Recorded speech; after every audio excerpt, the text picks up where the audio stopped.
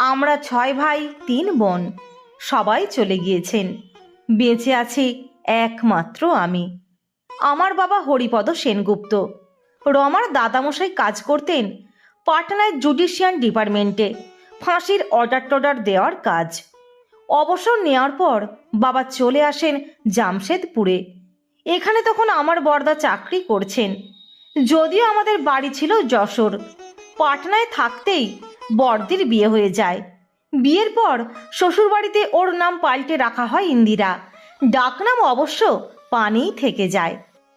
তখনকার দিনে খুব অল্প বয়সে বিয়ে হতো। দিদির বিয়ে হয়েছিল মাত্র 14 বছর বয়সে।